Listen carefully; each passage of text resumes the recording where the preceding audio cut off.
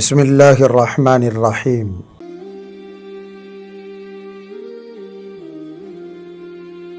آج کی ویڈیو میں ہم ڈسکس کریں گے کہ عمرہ کیسے کیا جاتا ہے، اور یہ جو عمرہ کرنے کا طریقہ ہم اس ویڈیو میں جاننا چاہتے ہیں یا سیکھنا چاہتے ہیں، اس لیے سیکھنا چاہتے ہیں کہ حج سے پہلے عمرہ ضرور کیا جاتا ہے، کیونکہ حضور اکرم صلی اللہ علیہ وسلم سے اور احادیث سے حج کے سلسلے میں جو تفصیلات معلوم ہوتی ہیں ان کو سامنے رکھنے سے پتہ چلتا ہے کہ حج کی 3 قسمیں۔ ہم آج کی ویڈیو میں وہ قسمیں سنیں گے، عمرہ کرنے کا طریقہ سمجھیں گے، احرام باندھنے سے لے کر عمرہ ختم کرنے تک ہمیں کیا کیا کرنا ہے، یہ ساری تفصیلات آج کی ویڈیو میں ہم جاننے کی کوشش کریں۔ تو احادیث سے یہ پتہ چلتا ہے کہ حج 3 طرح کا کیا جاتا ہے۔ پہلے نمبر پر جو حج ہے اس کو حج افراد کہتے ہیں، یعنی صرف حج کا احرام باندھنا، حج کر لینا اور حج سے فارغ ہو جانا، صرف حج کرنا، اس کو حج افراد کہتے ہیں۔ دوسرے نمبر پر ہے حج قران۔ قران کا مطلب ملانا ہے، یعنی عمرہ اور حج دونوں کو ایک ہی احرام میں ملا دینا۔ ہم اپنے گھر سے نکل رہے ہیں تو احرام باندھیں اور احرام باندھتے ہوئے یہ نیت کریں کہ میں عمرہ اور حج دونوں ایک ساتھ کرنے کا ارادہ رکھتا ہوں، یہ ہے حج قران۔ اب ہم اس احرام میں وہاں پہنچنے کے بعد عمرہ کریں گے، عمرے کے اعمال سے، عمرے کے ارکان سے فارغ ہونے کے بعد بال نہیں کٹائیں گے، اسی احرام میں ہم حج کے دنوں کے شروع ہونے تک باقی رہیں گے، وہی احرام اور وہی پابندیاں۔ حج کا جب وقت شروع ہوگا، حج کے ایام شروع ہوں گے، تو پھر اب ہم اسی احرام میں حج کے اعمال، حج کے مناسک، حج کے ارکان بھی انجام دیں گے۔ اور اس کے بعد جب دوسرے سارے لوگ 10ویں تاریخ کو حلق کرا کے، رمی کرنے کے بعد اور جانور کو ذبح کرنے کے بعد، قربانی دینے کے بعد، حلق کرا کے، بال کٹا کے جیسے حلال ہو جاتے ہیں ایسے ہی حلال ہو جائیں گے۔ یہ حج قران، یعنی ایک ہی احرام میں عمرہ بھی کیا جائے اور حج بھی کیا جائے، دونوں کو ایک ساتھ ملانے کو حج قران کہا جاتا ہے۔ حضور اکرم صلی اللہ علیہ وسلم سے حج قران کرنا ثابت ہے، اور یہ حج امام ابو حنیفہ علیہ الرحمہ کے نزدیک سب سے زیادہ افضل ہے، کیونکہ اس میں مشقت بھی زیادہ ہے، زیادہ دنوں تک احرام میں رہنا پڑتا ہے، احرام کی پابندیوں میں رہنا پڑتا ہے۔ یہ دوسرا طریقہ۔ اور حج کا جو تیسرا طریقہ ہے، جو عموماً مکۃ المکرمہ سے اور سعودی عرب سے باہر سے آنے والے کرتے ہیں، ہمارے ملک سے جانے والے، پڑوسی ملک سے جانے والے، دور دور سے آنے والے جو حج کرتے ہیں اس کو حج تمتع بولا جاتا ہے۔ حج تمتع کا مطلب یہ ہے کہ ہم اپنے گھر سے نکلتے ہوئے، یہاں سے جاتے ہوئے صرف عمرے کا احرام باندھیں، صرف عمرے کی نیت کریں، حج کی نیت نہ کریں، اور پھر مکۃ المکرمہ پہنچنے کے بعد ہم عمرہ کر لیں، عمرے سے فارغ ہو جائیں، عمرے کے ارکان کو ادا کر دیں، احرام اتار دیں، احرام کی پابندیوں سے باہر نکل جائیں، اور اس کے بعد جیسے عام لوگ رہتے ہیں ویسے ہم بھی رہیں، اور پھر جب حج کے ایام شروع ہو جائیں تو دوبارہ حج کا احرام باندھیں، حج کی نیت کریں، اس کو حج تمتع بولا جاتا ہے، یعنی عمرہ الگ کیا جائے اور حج الگ کیا جائے، اس کو حج تمتع کہا جاتا ہے۔ عموماً انڈیا پاکستان سے جانے والے حج تمتع ہی کرتے ہیں، اور بہت سارے لوگ آسانی اس میں ہے اور زیادہ دنوں تک حج کی پابندی میں ہمیں رہنا نہیں پڑتا، اس لیے اس حج کو کرنا زیادہ آسان ہے۔ تو آج کی ویڈیو میں ہم حج کے اسی طریقے کو سمجھنے کی کوشش کریں گے، حج تمتع کیسے کیا جاتا ہے۔ چونکہ ہمیں یہاں سے نکلنا ہے اور حج تمتع کرنا ہے، یعنی آسان ایک شکل نکالنی ہے، اور عمرے سے فارغ ہو کے پھر حج کے دنوں میں ہمیں حج کرنا ہے، تو ایسی صورت میں ہمیں سب سے پہلے صفائی ستھرائی کر کے نہا دھو کے احرام باندھنا ہے۔ احرام سے پہلے غسل کر لینا سنت ہے۔ اگر غسل کیے بغیر صرف وضو کے ساتھ بھی احرام باندھنا چاہے تو احرام باندھ سکتا ہے، غسل کرنا ضروری نہیں ہے، سنت ہے۔ تو جو ہمارے جسم کے زائد بال ہیں ان بالوں کو کاٹ لیا جائے، کٹنگ کروانی ہو بالوں کی کٹنگ کروا لی جائے، ناخن کاٹ لیے جائیں، اس طرح پاک صاف ہو کر غسل کیا جائے اور پھر احرام باندھا جائے۔ ہلکی ہلکی خوشبو ہم اپنے جسم پر لگا سکتے ہیں، احرام پر لگا سکتے ہیں۔ ایسے ہی اس غسل میں آپ شیمپو استعمال کر سکتے ہیں، صابن استعمال کر سکتے ہیں۔ احرام ہم نے پہن لیا، 2 سفید چادریں احرام کے طور پر پہنی جاتی ہیں۔ ایک چادر نیچے جیسے لنگی باندھی جاتی ہے ایسے باندھ لینا چاہیے، اس کا طریقہ بھی سیکھنا چاہیے، ورنہ احرام ہم بالکل ایسے لپیٹ لیں گے، چلنے میں مشکل ہو جائے گی۔ تھوڑا سا اپنے پاؤں کھلے رکھ کے ایک چادر ایسے ہم لگا کے دوسری چادر کو جیسے عورتیں ساڑی باندھتی ہیں اس طریقے سے اس کے لیئرز بنا کے ہمیں اپنا احرام پہننا چاہیے تاکہ ہم فری ہو کے چل سکیں، کسی قسم کی کوئی دشواری نہ ہو، ہمارے پاؤں آرام سے کھل سکیں۔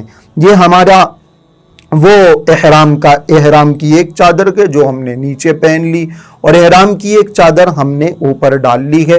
ہم اپنے دونوں کندھوں کو چھپا لیں گے، سر نہیں ڈھانپیں گے۔ ابھی یہ صرف ہم نے احرام باندھا ہے، نہ نیت کی ہے نہ ہم نے تلبیہ پڑھا ہے، صرف ہم نے احرام پہنا ہے۔ اپنے گھر میں ہم نے غسل کر لیا اور پھر ہم نے احرام پہن لیا، لیکن احرام پہنتے ہی آپ کو نیت نہیں کرنی، ابھی گھر سے نیت نہ کریں۔ آپ احرام پہننے کے بعد جو کام کریں گے وہ ہے 2 رکعت نماز پڑھنا، یہ بھی سنت ہے۔ 2 رکعت نماز چاہیں تو آپ گھر میں پڑھ لیں، ایئرپورٹ پر کوئی مصلی ہو، نماز پڑھنے کا انتظام ہو تو وہاں جا کے آپ 2 رکعت نماز پڑھ لیں۔ یہ 2 رکعت جو نماز پڑھی جا رہی ہے ان 2 رکعتوں میں آپ اپنے سر کو ڈھانپ لیں گے، جیسے ہم نمازوں میں سر کو ڈھانپ کے نماز پڑھتے ہیں۔ سر کو ڈھانپ کے نماز پڑھنا ہے، ابھی ہمیں احرام کی پابندیوں میں نہیں آئے، نیت نہیں کی ہم نے، تو سر کو ڈھانپ کے پوری نماز پڑھیں گے۔ اور نماز کے بعد دعا کی جائے گی خیر و برکت کے لیے، دنیا اور آخرت کی بھلائیوں کو اللہ رب العزت سے مانگا جائے گا۔ نیت ابھی بھی نہیں کی جائے۔ آپ ایئرپورٹ پہ پہنچ گئے ہیں، وہاں جو کسٹم آفیسرز ہیں آپ کے لگیج کو چیک کریں گے، سامان دیکھا جائے گا، آپ اپنے پاسپورٹ کی حفاظت کر لیں، آپ اپنا بیگ ساتھ میں رکھ لیں۔ یہ ساری چیزیں جو دوسری ویڈیوز میں آپ کو بتائی گئی ہیں جو ضروری ہیں، ان باتوں کا آپ کو خیال رکھنا ہے۔ 2 رکعت نماز پڑھ لینا ہے لیکن نیت ابھی بھی نہیں کرنی۔ احرام آپ نے پہن لیا گھر میں، 2 رکعت نماز چاہے گھر پہ پڑھ لیں، 2 رکعت نماز چاہے ایئرپورٹ پہ پڑھ لیں۔ نماز پڑھنے کے بعد آپ نیت نہیں کریں گے۔ جب آپ فلائٹ میں سوار ہو جائیں گے آدھا 1 گھنٹے کے بعد آپ اس موقع پر آپ نیت کریں گے۔ جس وقت نیت کی جائے گی، تلبیہ پڑھا جائے گا، اسی وقت آپ محرم بنیں، اس سے پہلے نہیں۔ لوگ سمجھتے ہیں کہ صرف ہم نے احرام پہن لیا تو بس اب محرم ہو گئے اور احرام کی پابندیاں ہمارے اوپر لاگو ہو گئی، ایسا نہیں ہے۔ احرام بھی پہننا ہے، نیت بھی کرنی ہے، تلبیہ بھی پڑھنا ہے۔ یہ 3 کام کریں گے تو آپ حالت احرام میں آئیں گے، احرام کی پابندیاں آپ کے اوپر لاگو ہوں۔ آپ فلائٹ میں سوار ہیں تو میقات سے ذرا پہلے کیپٹن کی طرف سے اعلان بھی کیا جاتا ہے کہ میقات سے گزرنے والے ہیں، لیکن اتنی دیر تک انتظار کرنے کے بجائے فلائٹ میں سوار ہونے کے آدھے 1 گھنٹے کے بعد آپ عمرے کی نیت کر لیں۔ عمرے کی جو نیت ہے وہ آپ اردو زبان میں بھی کر سکتے ہیں کہ اے اللہ میں نے عمرے کا ارادہ کر لیا ہے، آپ اس کو آسان فرمائیے اور قبول فرما لیجئے۔ اگر آپ عربی زبان میں کرنا چاہتے ہیں اس کے لیے الفاظ اللہم انی ارید العمرۃ فیسرھا لی وتقبلھا منی، اے اللہ عمرہ میں کرنا چاہتا ہوں، آپ اس کو آسان بنائیے، قبول فرما لیجئے۔ یہ آپ نے نیت کی ہے۔ اس کے بعد آپ کو فوری تلبیہ بھی پڑھنا ہے، لبیک اللہم لبیک लब्बैक ला शरीक लक लब्बैक इन्नल हम्दा वन्निअमत लक वल मुल्क ला शरीक लक। ये तलबिया आप पढ़ेंगे तब जाके आप मुकम्मल तौर पर हालत एहराम में आ जाएं। यानी आपको एहराम भी पहनना है, नीयत भी करनी है, और नीयत के फौरी बाद आपको तलबिया पढ़ना है। तलबिया पढ़ते ही अब आप हालत एहराम में आ जाएंगे, एहराम की पाबंदियां आपके ऊपर आयद हो जाएं। और अगर आप मदीनतुल मुनव्वरा जा रहे हैं, सीधा जल्दी जाने वाले पहले मदीनतुल मुनव्वरा जाते हैं, तो उनको एहराम यहाँ से नहीं पहनना है, न यहाँ से उनको किसी किस्म की कोई नीयत करनी है। वो जाएंगे पहले मदीनतुल मुनव्वरा, और फिर जब वो मदीनतुल मुनव्वरा से मक्कतुल मुकर्रमा आएंगे तो वहाँ करीब में मीकात है ज़ुल्हुलैफ़ा, वहाँ से वो नीयत करेंगे जैसे यहाँ नीयत की। ये तो मर्दों का एहराम। औरतों का अलग से कोई ख़ास एहराम नहीं है। उमूमन सफ़ेद चादर ओढ़ लेने को एहराम समझा जाता है, याद रखना चाहिए। उनके लिए ना कोई मखसूस लिबास है, ना कोई मखसूस दुपट्टा है, ना कोई मखसूस चादर है। उनके एहराम का सिर्फ एक ही मतलब है कि वो अपने चेहरे को खुला रखें, सर को उनको ढांक लेना है, सर छुपा देना है और अपने चेहरे को खुला रखना है। और चेहरे को खुला रखने का मतलब भी ये नहीं है कि वो बेपर्दगी करें। कोई ऐसा पर्दा सामने डाल लेना चाहिए, कोई ऐसी आड़ डाल लेनी चाहिए कि नामहरमों की नज़र उनके चेहरे के ऊपर न पड़े। ऐसी कैप्स मिल जाती हैं, ऐसे हेलमेट्स पहन लिए जाते हैं कि चेहरे से कोई कपड़ा टच नहीं होता, चेहरा नज़र आ जाता है लेकिन पर्दा भी पड़ा हुआ रहता है। ऐसे किसी पर्दे का इंतज़ाम भी कर लेना चाहिए। तो ये औरतों का एहराम है, और इसके अलावा औरतों का कोई एहराम नहीं। एहराम की पाबंदियों में सर को खुला रखना है, ढांप नहीं सकते। ऐसे कि चेहरे को खुला रखना है, ढांप नहीं सकते। औरतें अपने चेहरों का पर्दा ज़रूर करेंगी। ऐसे कि जो औरतें हैं या मर्द हैं, दोनों को भी खुशबू लगाने की इजाज़त नहीं, बाल या नाखून काटने की इजाज़त न मर्दों को है न औरतों को है। सिला हुआ कपड़ा पहनने की इजाज़त मर्दों को नहीं, अलबत्ता औरतों के लिए इजाज़त है, वो बुर्का भी पहन सकती हैं, वो सिला हुआ कपड़ा भी पहन सकती हैं। मर्द कोई ऐसा शू नहीं पहन सकते, ऐसी चप्पल नहीं पहन सकते जिसकी वजह से उनके पाँव की ऊपर की हड्डी छुप जाए। उनको स्लीपर चप्पल पहनना है, उनको नॉर्मल चप्पल पहनना है जिसकी दो पट्टियाँ ऊपर नज़र आती हैं और पाँव बिल्कुल खुला हो। लेकिन जो औरतें हैं वो शू पहन सकती हैं, ऐसी कोई चप्पल भी वो इस्तेमाल कर सकती हैं जिससे उनकी पाँव की हड्डी छुप जाए। तो ये औरतों और मर्दों के लिए पाबंदियां। ऐसे ही जब आपने एहराम पहन लिया है तो मियाँ बीवी आपस में हम बिस्तरी नहीं कर सकते, और ना मियाँ बीवी आपस में उस मखसूस ताल्लुक़ की किसी किस्म की कोई बात कर सकते हैं। हरम की कोई किसी चीज़ का, किसी परिंदे का शिकार नहीं कर सकते, कोई पेड़ पौधा वहाँ से उखाड़ नहीं सकते। ये सारी चीज़ें हैं जो एहराम की पाबंदियाँ कहलाई जाती हैं।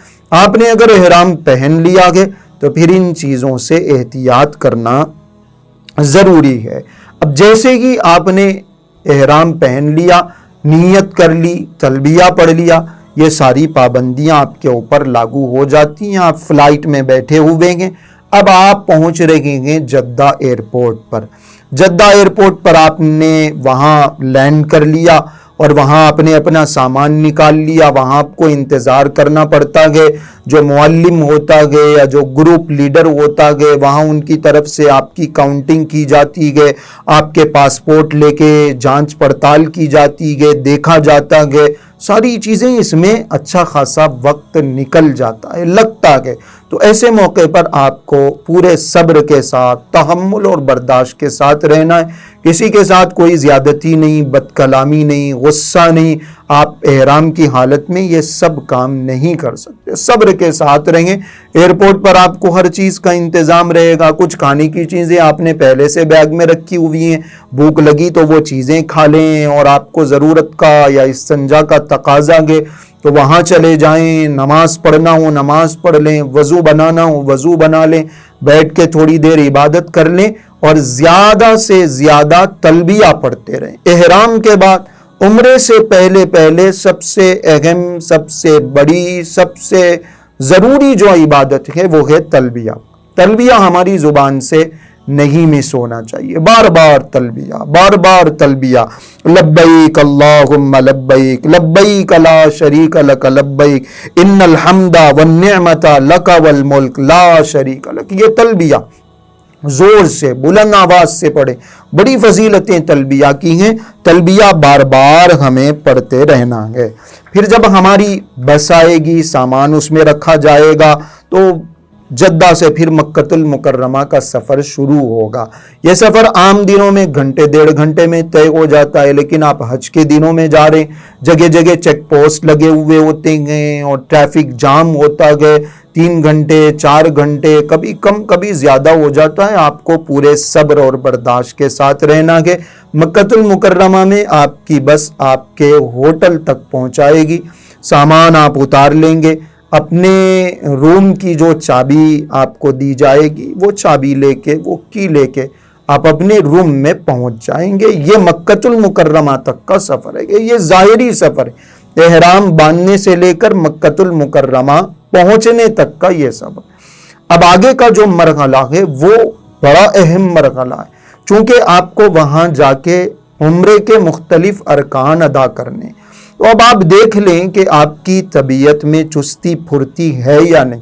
اگر آپ فریش ہیں بالکل اور تازگی محسوس کرتے ہیں تو فوری چلے جائیں عمرے کے لیے، لیکن اگر آپ کو تھکن محسوس ہو رہی ہے تو اس تھکن کے ساتھ، اس کمزوری کے ساتھ، اس سستی کے ساتھ جا کے عمرہ کرنے کے بجائے آپ تھوڑا سا آرام کر لیں، ریسٹ کر لیں، فریش ہو جائیں، اس کے بعد اپنے ہوٹل سے عمرہ کرنے کے لیے نکلیں۔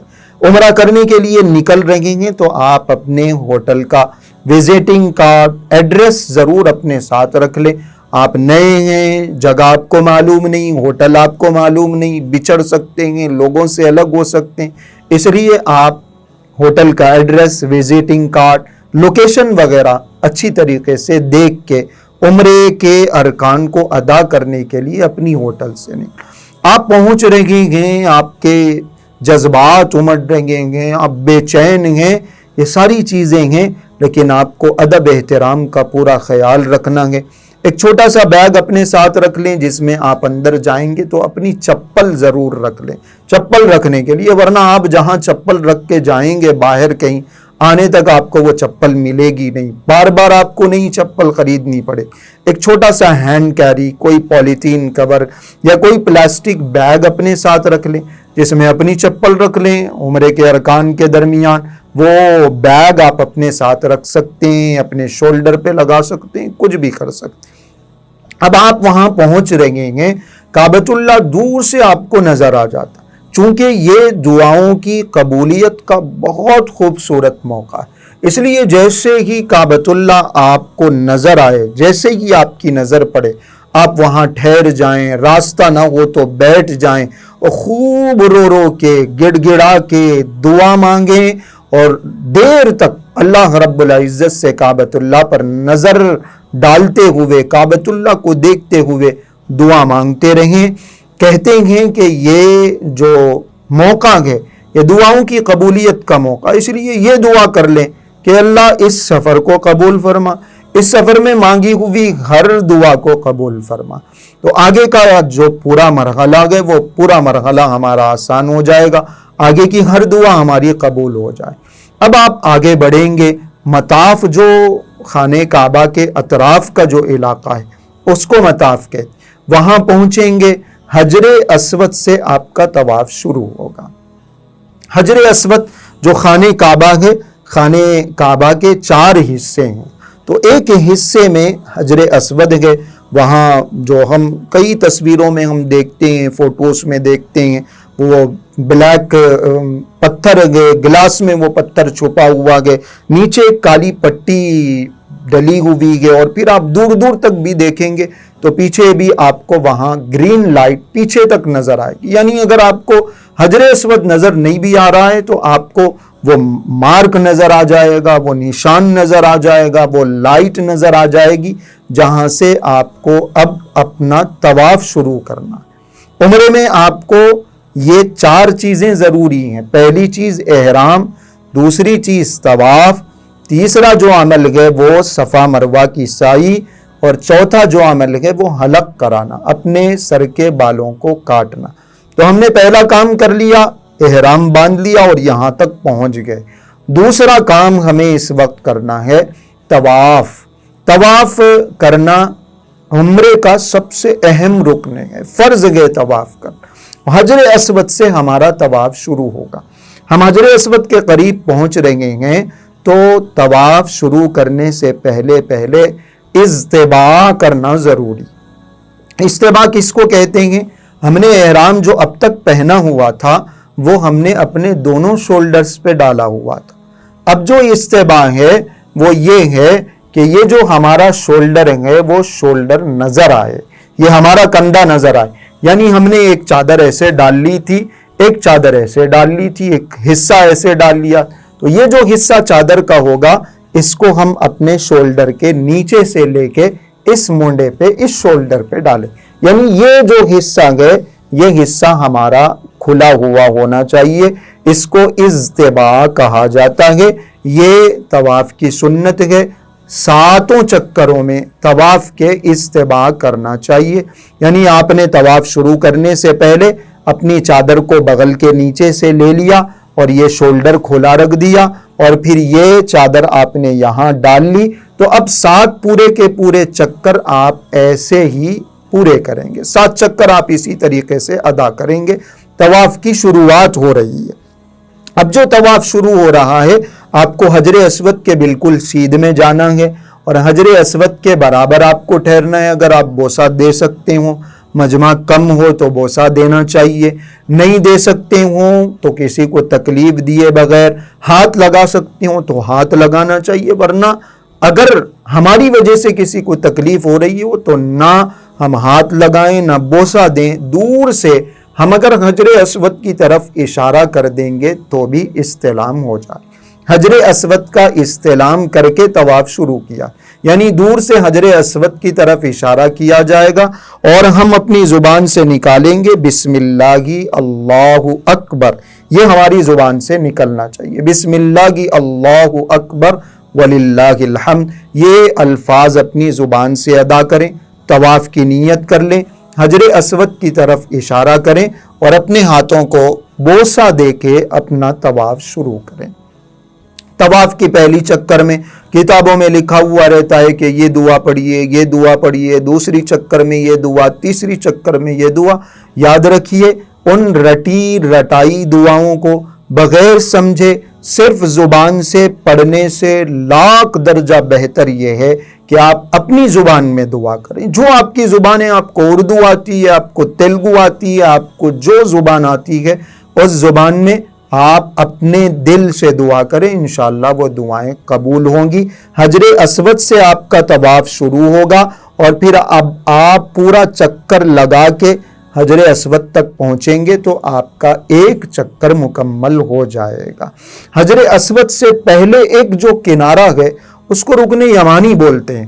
لوگ وہاں پہ بھی ہاتھ اٹھا دیتے، دیکھا دیکھی ایک دوسرے کو دیکھتے ہیں اور وہاں ہاتھ اٹھایا جاتا ہے، حالانکہ وہاں ہاتھ اٹھانا نہیں.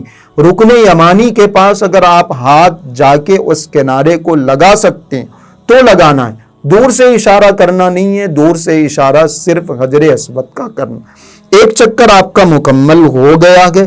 اب آپ دوسرا چکر شروع کریں گے، تیسرا، چوتھا، پانچواں، چھٹا، ساتواں. 7 چکر اسی طریقے سے آپ مکمل کر لیں گے.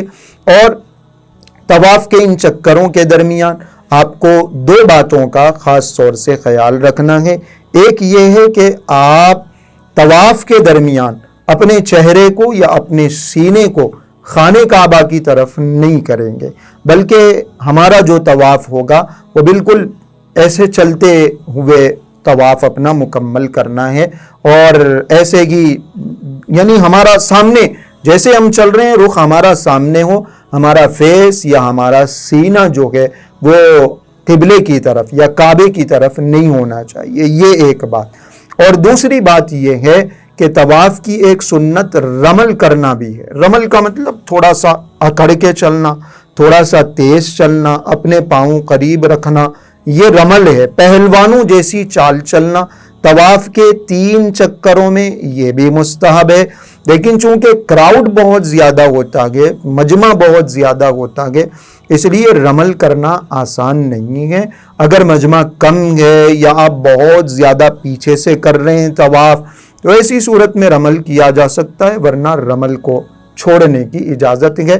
تھوڑا سا قدم اپنے ملا کے کم سے کم رمل جیسی چال چلنے کی، تھوڑا سا اپنے آپ کو اکڑ کے چلانے کی کوشش کرنی چاہیے، یہ دوسری بات۔ اور تیسری ایک بات یہ بھی طواف کے درمیان خاص طور سے خیال رکھنی ہے کہ ہم پہلی بار پہنچ رہے ہیں، کعبۃ اللہ ہمارے سامنے ہے، خوب شوق میں ہم کعبۃ اللہ کو دیکھ بھی رہے ہیں، اور موقع ملتا ہے تو کعبۃ اللہ کی دیواروں پر ہاتھ بھی لگا دیا جاتا ہے، اس سے چمٹ کے دعائیں بھی کر لی جاتی ہیں۔ یاد رکھیے کہ یہ سارے شوق پورے کرنے کا وقت کافی بچا ہوا ہے ہمارے پاس۔ اگر ہم حالت احرام میں ان دیواروں کو ہاتھ لگائیں گے، وہاں خوشبو لگی ہوئی رہے گی، باضابطہ مستقل طور پر پرفیومز اور عطر ان دیواروں کو ملے جاتے ہیں، تو وہ خوشبو ہمیں لگ جائے گی۔ احرام میں خوشبو نہیں استعمال کر سکتے، خوشبو نہیں لگا سکتے، اس لیے یہ جو ملتزم سے چمٹنا ہے یا اس کی دیواروں پہ ہاتھ رکھ کے رونا ہے، یہ سارے کام بعد میں انجام دینے چاہیے۔ اس وقت ہمیں صرف طواف کرنا ہے، کسی دیوار کو ہاتھ لگانا نہیں۔ ان باتوں کا خیال طواف کے درمیان ہمیں رکھنا ہے۔ جب 7 چکر ہمارے مکمل ہو گئے تو ایک مرتبہ اور ہر چکر میں ہمیں کعبۃ اللہ کو دیکھتے ہوئے قبلے کی طرف رخ کر کے ہر چکر کے مکمل ہونے کے بعد حجر اسود کا استعلام کرنا ہے۔ جیسے ہی چکر مکمل ہو رہا، ہاتھ اٹھائے ہم نے حجر اسود کی طرف اور اپنے ہاتھوں کا ہم نے بوسہ لے لیا۔ جیسے ہی 7 چکر مکمل ہوئے، اس وقت بھی ہمیں اپنے ہاتھوں کو اٹھا کے حجر اسود کا استعلام کرنا ہے، یعنی وہی ہاتھ اٹھانا، اپنے ہاتھوں کو چومنا۔ اب جب ہم نے طواف مکمل کر لیا ہے تو پھر اب 2 رکعات طواف کے پڑھنا ضروری۔ یہ 2 رکعات مقام ابراہیم جو حجر اسود سے آپ نکلتے ہیں، تھوڑا سا آگے جاتے ہیں تو مقام ابراہیم وہاں موجود ہے، وہاں پڑھنا چاہیے، لیکن کراؤڈ بہت زیادہ ہوتا ہے۔ وہاں پڑھنے کا مطلب یہ ہے کہ ہم اپنے آپ کو بھی تکلیف میں ڈال رہے ہیں اور دوسرے لوگوں کو بھی تکلیف میں ڈال رہے ہیں، اس لیے وہاں پڑھنے کے بجائے پورے حرم میں کہیں بھی یہ نماز 2 رکعت پڑھی جا سکتی ہے۔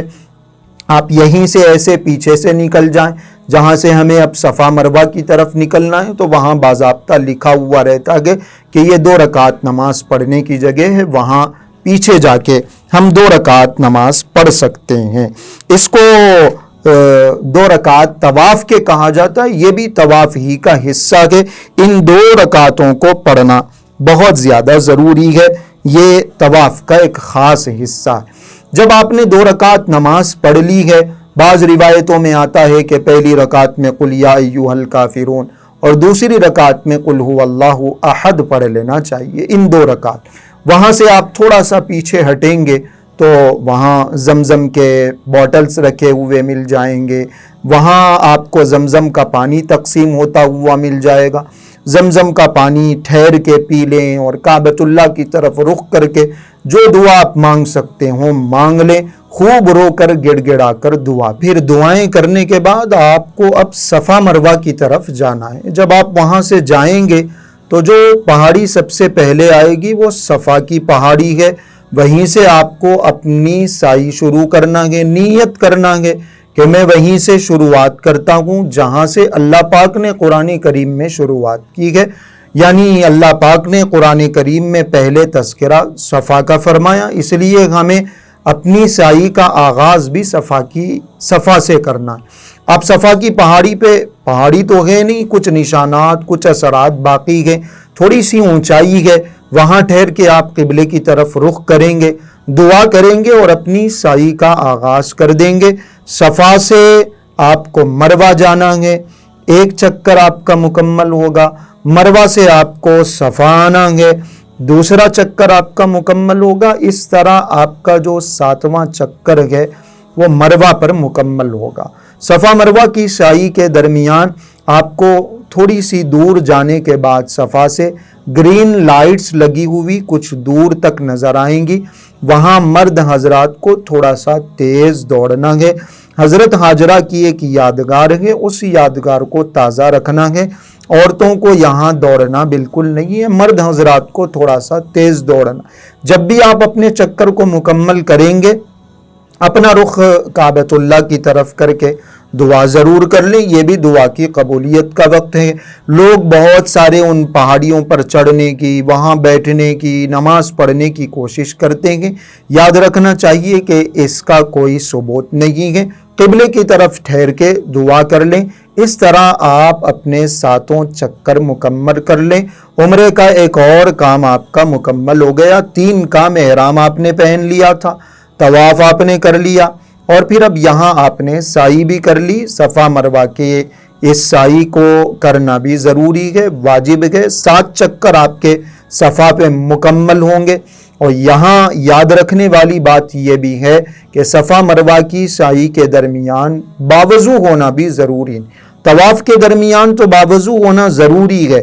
وضو ٹوٹ گیا آپ کا تو پھر آپ کو جا کے وضو بنا کے آ کے اپنے چکروں کو مکمل کرنا ہے۔ لیکن صفا مروہ کی جو سعی ہے اس میں وضو ٹوٹ جانے سے بھی کوئی فرق نہیں پڑتا، آپ اپنے چکر کو مکمل کر سکتے ہیں۔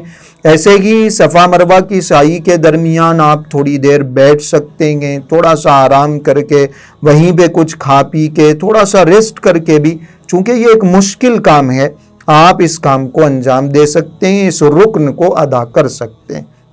جب آپ نے صفا مروہ کی سعی مکمل کر لی تو پھر اب آپ کو اپنے سر کے بال کٹانے ہیں، حلق کروانا ہے۔ یا تو آپ اپنے سر کے پورے بال کٹا لیں، یا پھر یہ ہے کہ آپ اپنے سر کے پورے بالوں میں سے تھوڑا سا حصہ، کہیں کم کہیں زیادہ نہیں، کٹنگ بھی کروا سکتے ہیں آپ۔ حلق کروانا یعنی پورے سر کے بال مڈانا زیادہ افضل ہے۔ آپ علیہ الصلوۃ والسلام نے دعا دی ہے ایسے لوگوں کو، تو حلق کروا لینا زیادہ افضل ہے۔ آپ مروہ کی پہاڑی سے باہر نکلیں گے یا اپنی ہوٹل کی طرف کہیں بھی جائیں گے، آپ کو جگہ جگہ ہیئر سیلونز مل جائیں گے، کٹنگ کرنے والے، بال کاٹنے والے مل جائیں گے، وہاں جا کے آپ اپنے سر کے بال کٹا لیں۔ اور اگر کوئی خاتون آپ کے ساتھ ہیں تو پھر آپ اپنے سر کے بال کاٹنے کے بعد ان کے سر کے بالوں کو ایک طرف لے کے، جو بالکل اخیر کا چوتھائی حصہ ہوتا ہے اس میں سے بالکل 1 انچ کے برابر آپ ان کے بال، بلکہ 1 انچ سے بھی کم آپ ان کے بال کاٹ سکتے ہیں۔ جیسے ہی آپ نے اپنے بال کاٹے، اپنے سر کے بالوں کا حلق کروایا، منڈوا لیا یا کٹنگ آپ نے کروا لی، اور آپ کے جو خواتین ساتھ میں ہیں ان کے سر کے بالوں کا اتنا سا حصہ، پورے بالوں کو پکڑ کے اگر ہم نے اتنا سا حصہ کاٹ دیا تو پھر اب عمرہ آپ کا مکمل ہو گیا، اب حلال ہو گئے، اب احرام کی پابندیوں سے ہم نکل گئے۔ یہی 4 کام عمرے میں کرنا ہے۔ احرام باندھنا ہے، طواف کرنا ہے خانہ کعبہ کا، وہاں پہنچ کر صفا مروہ کی سعی کرنی ہے، اور پھر اپنے سر کے بالوں کا حلق کروانا ہے یا منڈوا لینا ہے۔ اس کے بعد جائیے، نہائیے، فریش ہو جائیے، اور پھر جتنے دن حج کے باقی رہ گئے ہیں خوب عبادتیں کرنے کی، اور بار بار آ کے اللہ کے حضور رونے کی، گڑ گڑانے کی، حج کی تیاریوں میں لگے رہنے کی کوشش کیجیے۔ بازاروں میں گھومتے پھرتے ہوئے کوئی چیز آپ کو نظر آ جائے آپ کی پسند کی، تو ابھی سے ان چیزوں کو اپنے ساتھ خرید کے ساتھ میں رکھ لینے کے بجائے حج کے بعد تک ان چیزوں کو موقوف کر دیں، بعد میں یہ کام کریں۔ ابھی صرف حج کی تیاری اور بار بار عبادت کرنا، کعبۃ اللہ کا طواف کرنا، ان سارے کاموں میں لگے رہیں۔ حج کے ایام شروع ہوں گے تو پھر آپ کو حج کا احرام باندھنا پڑے گا۔ حج کا طریقہ الگ سے ایک ویڈیو میں آپ کو بتایا جائے گا۔ یہ پورا عمرے کا شروع سے لے کر اخیر تک کا طریقہ ہے، احرام باندھنے سے لے کر آپ کو عمرہ ختم ہونے تک، احرام سے نکلنے تک کی پوری تفصیلات اس ویڈیو میں بتائی گئی ہیں۔ اس کو سنیے، اس پر عمل کریے، اس کو دوسروں سے شیئر کر کے صدقہ جاریہ، ثواب اور بہترین بدلہ اللہ پاک کے نزدیک حاصل کرنے کی کوشش کریں۔